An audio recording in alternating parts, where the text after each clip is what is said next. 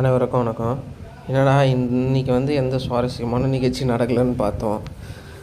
ரொம்ப மாதிரி அறுத்துக்கிட்டு இருந்த ஒரு விஷயம் மட்டும் இன்றைக்கி நடந்துருக்குது. என்னடான்னு பார்த்தா திமுக கூட கூட்டணி சூப்பர்.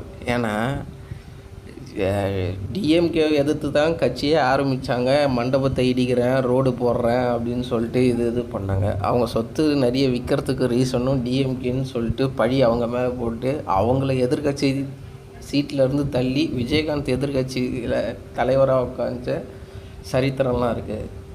இப்போது ஒரு முக்கியமான சமயத்தில் இந்த மாதிரி சமயத்தில் இவங்க போயிட்டு இப்போ டிஎம்கே கூட கூட்டணி வைக்கும்போது இவங்க எப்படி பேசுவாங்க, என்ன பேசுவாங்கன்னு தெரியாது. பட் வாழ்க்கையில் ஒரு விஷயம் மட்டும் நமக்கு நல்லா தெரிஞ்சுக்கணும்.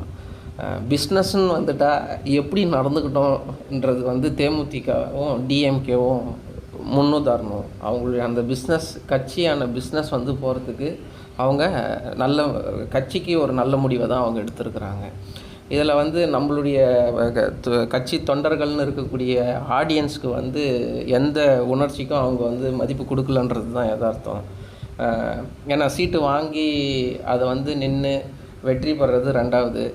இது மூலயமா நமக்கு என்ன ஆதாயம் கிடைக்குது, அதனால் என்ன வேணாலும் மறந்துடலாம்.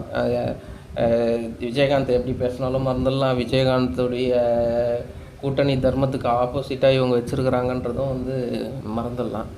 ஏதோ ஒன்று பிஸ்னஸ் எப்படி பண்ணணுன்றத கட்சி நடத்துகிறவங்கள இவங்கள மாதிரி ஆட்களை பார்த்து தெரிஞ்சிங்க.